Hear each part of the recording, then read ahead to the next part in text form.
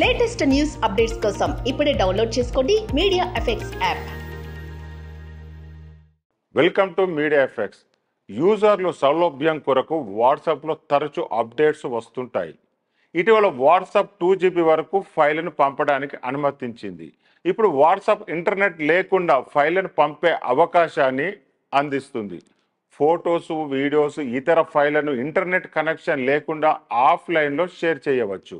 అయితే file sharing సమీపంలోని మొబైళ్లకు మాత్రమే సాధ్యమవుతుంది. బ్లూటూత్ సాయంతో ఫైళ్లను షేర్ చేసుకునే అవకాశాన్ని వాట్సాప్ అందిస్తుంది. నివేదిక ప్రకారం వాట్సాప్ తన బీటా వర్షన్లో ఈ ఫీచర్ను పరీక్షిస్తుంది. ఈ ఫీచర్ను ఉపయోగించుకోవడానికి మీ ఫోన్లో ఫోటో గ్యాలరీని తెరవడానికి, స్థానాన్ని పొందడానికి అనుమతించాలి.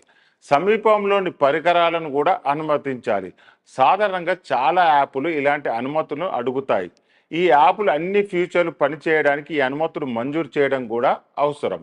వాట్సాప్ ఈ ఆఫ్లైన్ ఫైల్ షేరింగ్ ఫీచర్ను పరీక్షిస్తుంది. ఎప్పుడు విడుదల చేస్తుందో తెలియదు. త్వరలో ప్రారంభం కావచ్చని అంటున్నారు.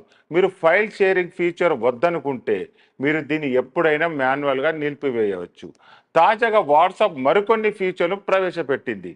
దాని యూఐ ఇంటర్ఫేస్లో కూడా కొన్ని మార్పులు జరిగాయి.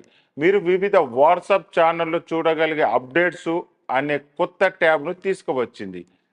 అక్కడ అప్డేట్స్ కూడా చూడవచ్చు. ఎగువన ఉన్న చాట్లు, అప్డేట్లు, కమ్యూనిటీలు మొదలైన ట్యాబ్లు కిందకు తీసుకువచ్చింది వాట్సాప్. మరోవైపు వాట్సాప్ మరో కొత్త ఫీచర్ను పరీక్షిస్తుంది.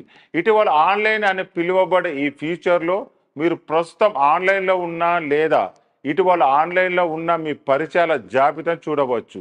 ఇది వాట్సాప్ యూజర్లకు ఉపయోగపడుతుంది.